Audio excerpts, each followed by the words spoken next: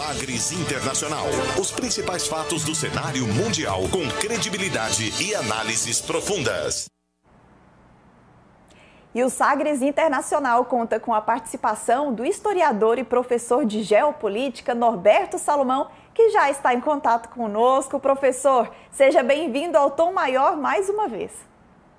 Olá, Dili, boa tarde. Olá a todos aqueles que nos acompanham. Um prazer estar aqui de novo para a gente falar um pouquinho de algum tema internacional, né? Para a gente ampliar um pouco mais a nossa visão sobre o mundo, né, Dili? E hoje o tema está muito interessante, professor. Eu sou fã do Sagres Internacional, mesmo antes de vir para a TV, lá no podcast, que o professor sempre faz aquela propaganda no final do nosso programa aqui, né, professor?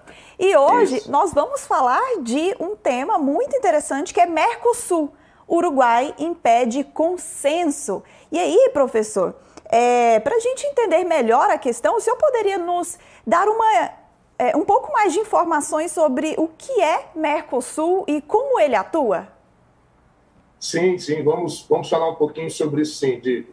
Olha, você sabe que a relação do Brasil com os países vizinhos aqui, né, principalmente aí na parte mais ao sul, lá no século XIX, foi uma relação mais conflituosa, né? Nós tivemos a Guerra do Paraguai, nós tivemos a intervenção do Brasil na Argentina, e nós tivemos a própria independência do Uruguai, que já pertenceu ao Brasil.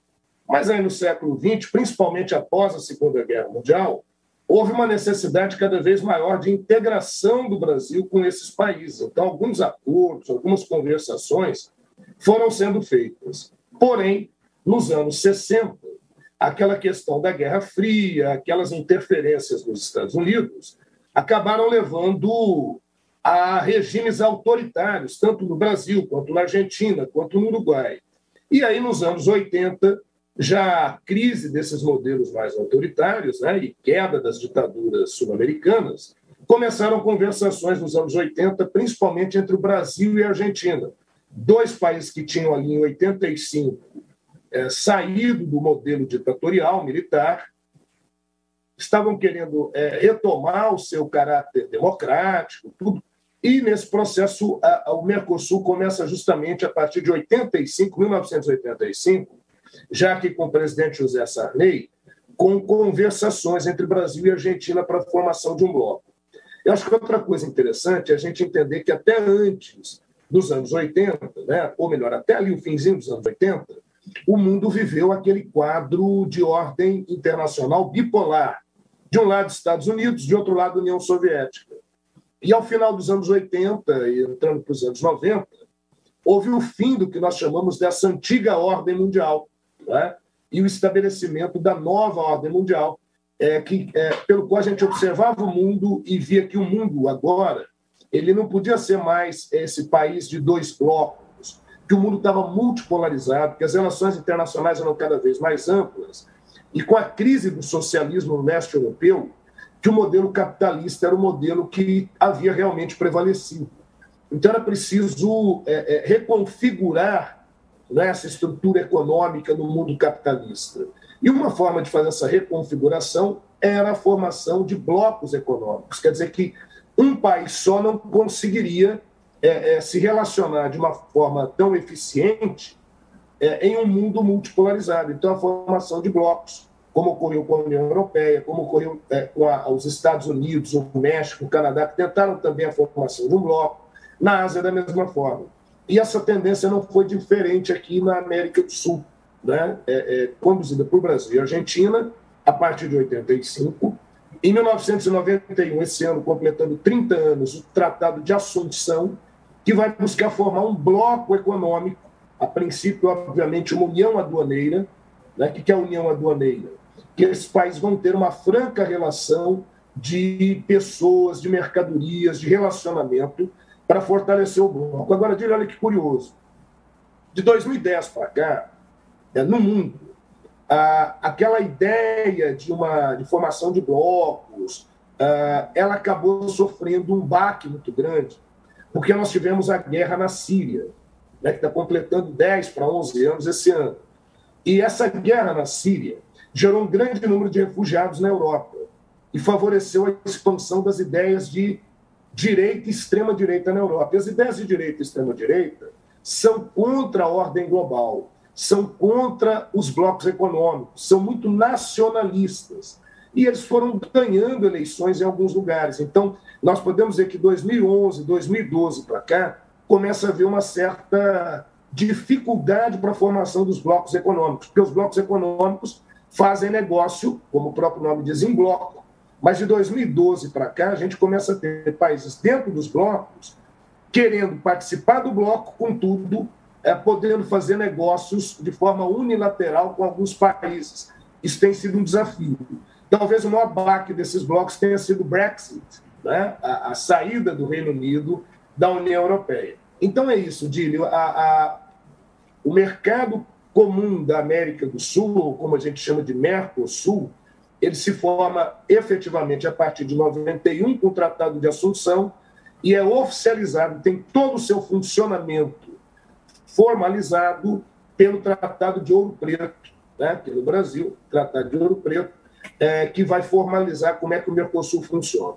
São 4 membros, ou estados-parte, como são chamados, que é o Brasil, Argentina, Paraguai e Uruguai, e depois a gente tem os estados associados, que vão envolver aí Bolívia, Chile, Peru, Equador, Guiana, que é a Guiana inglesa, Suriname, que é a antiga Guiana holandesa, que vão compor aí os membros associados, né? Ou seja, eles não têm direito a voto, mas podem participar, podem dar ideias e podem se beneficiar da TEC. O que é a TEC? A TEC, que é a Tarifa Exterior ou Externa de Comércio, que é uma tarifa única, mas que, repito, de alguns anos para cá também se torna um ponto de discussão. Então, a ideia é essa. Outra coisa, viu, Dílio, é que o Mercosul ele ainda não se consolidou plenamente como bloco econômico. Então, a gente diz que é um bloco que está em processo de desenvolvimento e que se caracteriza muito mais como uma união aduaneira, ou seja, estabelecendo tarifas, taxas de importação e exportação comuns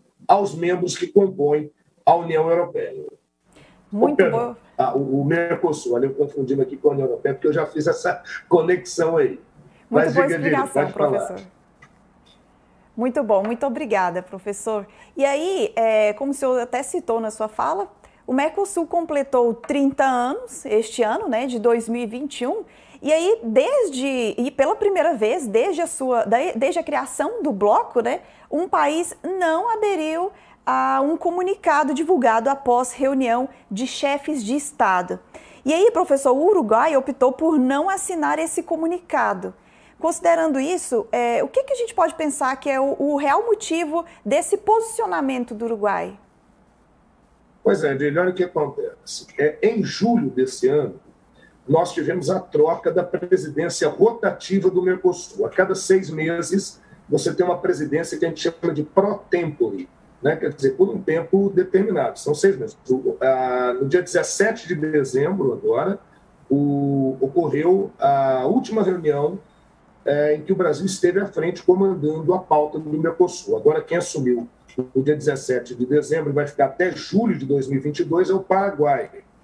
E já em julho, já havia discussão do seguinte: o Brasil queria reduzir a TEC, essa tarifa de comércio exterior, essa tarifa exterior que é colocada e que é de uso comum, queria reduzir para dar maior dinamicidade ao Mercosul. O próprio presidente Jair Bolsonaro e o Paulo Guedes haviam criticado o Mercosul, porque como o presidente Jair Bolsonaro, é de uma linha ideológica de direita, eles não compactuam muito com essa ideia de blocos, eles preferem negociações unilaterais, ou melhor, bilaterais, né, de um país com o outro. Eles acham que assim é a maior facilidade. Nós entendemos que isso acaba causando, sim, dificuldades de você fazer uma negociação com maior força. Lógico que para nós que somos do Brasil, como o Brasil está entre as 8 maiores economias do mundo, entre a 8ª e a 10ª maior economia do mundo, para o Brasil ele tem força, muitas vezes, para negociar, mas um país como o Uruguai, por exemplo, não tem. É um país menor, um país que tem muita dependência de uma série de coisas, o Paraguai também, da mesma forma. Então, em julho, pela primeira vez, terminou a sessão de chefes de Estado sem que houvesse um comunicado. Foi inédito isso nos 30 anos do Mercosul. Não houve comunicado nenhum, porque eles não entraram em um entendimento em relação a redução dessa tarifa básica de comércio exterior. Não houve entendimento para que isso fosse reduzido, porque alguns achavam que poderia reduzir, mas de forma seletiva, dependendo do tipo de produto que seria comprado. Seria uma tarifa diferente para cada produto. E não houve entendimento, encerrou-se ali e a coisa não avançou. Pois bem, agora, em dezembro, da mesma forma, o Uruguai diz que concordava com reduzir as tarifas, mas desde que isso fosse atrelado, né, à possibilidade de se fazer negócios bilaterais, ou seja, não houvesse a necessidade de um acordo de bloco para fazer comércio com outro lugar. Então, o Uruguai não assinou essa última intenção, esse último comunicado do Mercosul, porque divergiu nesse sentido. Por isso que a gente está dizendo que o Uruguai não viabilizou, né, não possibilitou essa condição do consenso, né? E seria necessário, que é necessário o consenso entre os 4 países para que esse comunicado seja ajustado de forma unânime. Então, nós tivemos 2 coisas inéditas. Em julho desse ano, não houve comunicado, isso nunca tinha acontecido, porque quando encerra a reunião, os 4 membros fazem um comunicado da pauta a qual eles chegaram ao final das discussões. Não houve em julho. E agora achou-se por bem fazer um comunicado a 3 e não a 4, também é inédito. E, então, pela primeira vez, um dos 4 não concordou em fazer isso. O Uruguai aceita todo o restante da pauta, que é o melhor desenvolvimento, que é a modernização do Mercosul e tal, mas atrelou a condição de assinar um comunicado a que houvesse, ao mesmo tempo que a redução das tarifas de comércio exterior, que houvesse também a possibilidade de membros fazerem negócios bilaterais sem necessitar da aprovação uníssona do bloco. Isso não chegou a uma conclusão, por isso que o comunicado foi feito a 3, o comunicado foi do Brasil, da Argentina e do Paraguai. O presidente Jair Bolsonaro lamentou, ao final da reunião, que não houvesse um consenso, mas acha que é comum que isso aconteça, que é natural, né? Não comum, mas natural que isso aconteça. Mas a verdade é que, na gestão do presidente Jair Bolsonaro, nós tivemos alguma dificuldade também nesse sentido. Esse é outro problema do Mercosul, porque a política nesses países é uma política sempre muito instável. Então, fica muito complicado você fazer um projeto de uma duração um pouco maior, né? Veja que o presidente Jair Bolsonaro criticou muito a eleição do Alberto Fernandes na Argentina, dizendo que era um governo de esquerda. Então, há, às vezes, um embate político-ideológico e até mesmo de concepção do que deve ser o programa econômico do Mercosul, há divergências e se impede que o Mercosul avance para além de uma união aduaneira. E muitas vezes, até nesse processo de união aduaneira, a gente está vendo que há aí alguma dificuldade, né? Eu não sei, Indile, você que está aí me ouvindo, e todos que nos acompanham, se eu estou sendo claro aí na minha explanação. Está sim, com certeza, professor.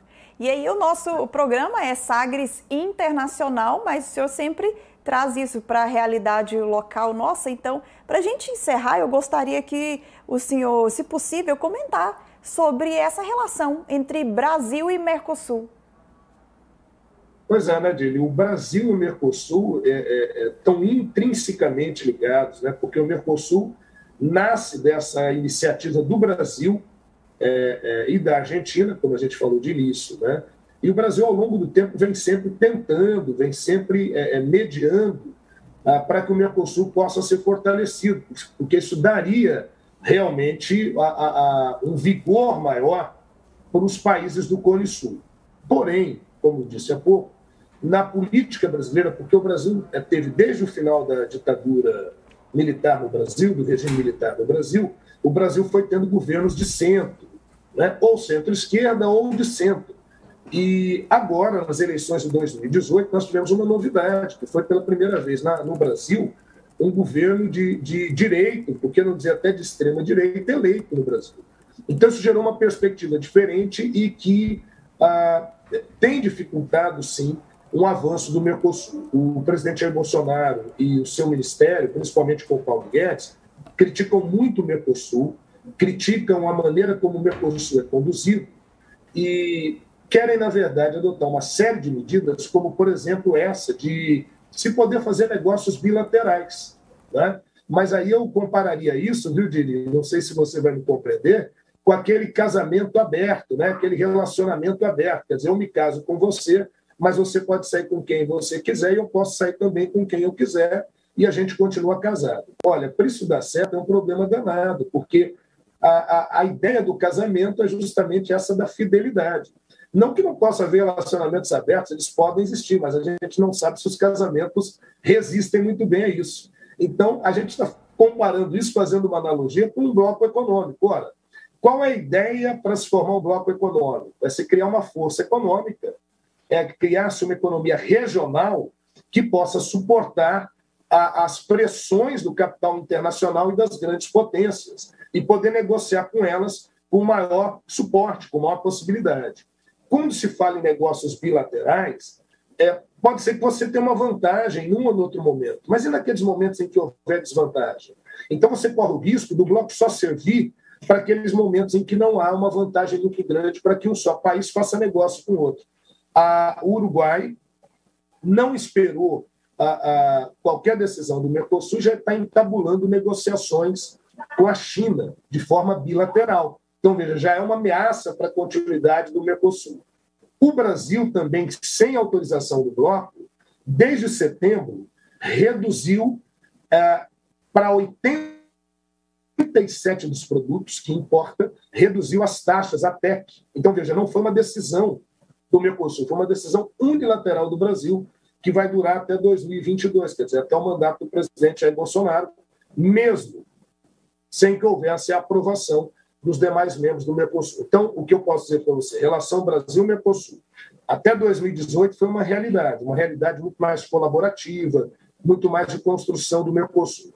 A partir do governo Jair Bolsonaro, com essa perspectiva mais nacionalista, mais ensimesmada, muito alinhavada com aquilo que era o governo Donald Trump, o Brasil adotou uma postura diplomática bem diferente do que tinha sido até então toda a sua tradição histórica. E olha que aqui eu não estou dizendo nem que está certo ou que está errado, mas que foi uma linha bastante diferente e que não colabora muito para que o Mercosul se fortaleça. Então, a gente vai ter que aguardar um pouco mais o que vai acontecer na política brasileira de 2022 para 2023, para a gente entender que rumos, que direção que o Mercosul vai tomar, porque o Brasil é um pilar fundamental para a manutenção do Mercosul, para a sua ampliação e para a sua consolidação. E aí, quando o Brasil não tem, digamos assim, esse interesse tão grande em promover um Mercosul fortalecido, porque apostaria em relações bilaterais,